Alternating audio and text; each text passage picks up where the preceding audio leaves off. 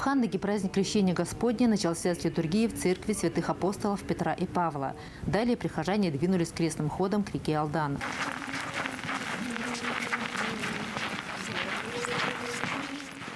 После водосвятия, совершенного настоятелем православного храма отцом Вячеславом, желающие могли запастись впрок целебной водой или окунуться в крещенской купели. Несмотря на мороз в 48 градусов, более десятка человек приняли участие в священном обряде троекратного омовения. Одна из первых в Иордань окунулась Валентина Карманова.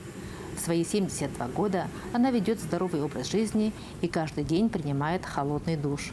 Всю жизнь мы купались под открытым небом. Вот представьте себя, попробуйте себя преодолеть. Вот попробуйте себя преодолеть. Здесь-то рядышком, как будто ты с кровати встала и нырнула опять в кровать, да? Абсолютно не замерзаешь, ничего, а там-то надо себя преодолеть. Вот это мне больше нравится.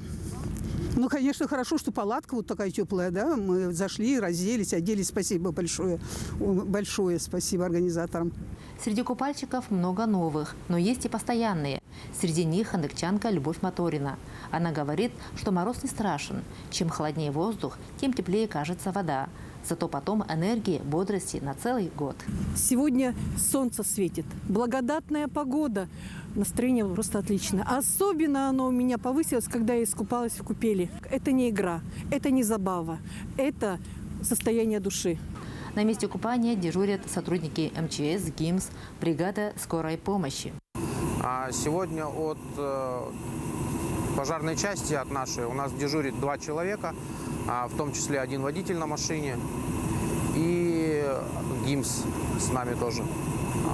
Сегодня дежурство будет до 6 часов вечера, пока не закроют купель. В Хандыге крещенские купания проводятся почти 2 десятка лет. В 2011 году было подписано постановление главы Тампонского района о создании комитета по обеспечению безопасности при проведении крещенских купаний. С тех пор ледяные купания стали массовыми. Мария Винокурова, Хандыга, Тампонский район.